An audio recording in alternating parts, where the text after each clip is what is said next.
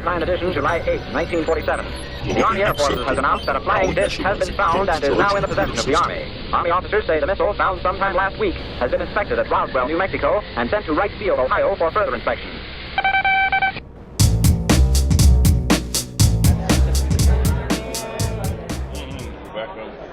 Hey guys, it's Jamie from MOBICON back, and we're here with Alexander S. Brown, another one of our author guys that should be maybe coming and talking to us. So he's going to tell us about himself. Well, I got my start writing horror. My first book, Traumatized, it received some really great reviews. Unfortunately, I had to publish that with a vanity press, and just recently, Procy, a publisher that I came across at Mid-South-Con, they decided to take up Traumatized from me, and so I was able to break away from vanity, and now I am with great publishers such as Perlac, Procy, and 7 Star Press. With the books I have here in front of me, Dreams of Steam 2, 3, and Clockwork Spells and Magical Bells, I have short stories in each of those. With my steampunk work, it is intended for the young adult crowd, as I use elements that are poish but not extreme. The characters that I use, they are recycled characters, but you can read the stories out of order because the only thing that connects them are their names and their personalities, and that's about it. They are detectives, so they're good detective stories for kids. With Traumatized, I'm looking to have that republished in October. That's when the release date should be.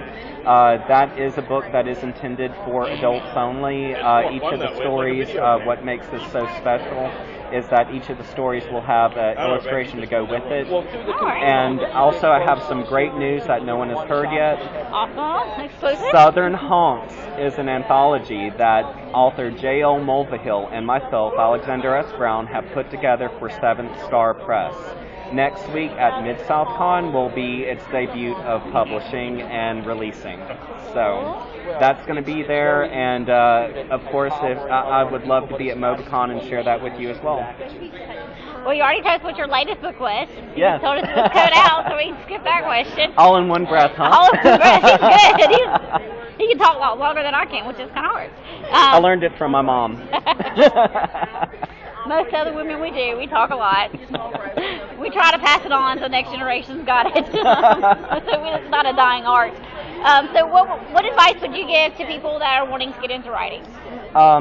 I would advise of staying away from vanity presses. My best advice is if you have money to spend on a vanity press, start going to conventions like MOBICON, Mid-South-Con, CoastCon, BayouCon, and sit in on panels, listen to other authors and publishers speak. When it's over, be sure to go up and greet the publisher or the author and compliment them. They'll ask you, why are you here?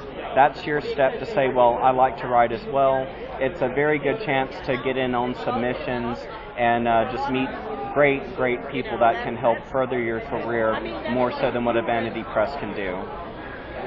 So just to get out there and meet people, yes, and work a lot quicker than paying for your own book to be published. Exactly, because the thing is with publishers, they go to conventions such as this, and if you're not able to make one of the conventions, they still have your book on their table.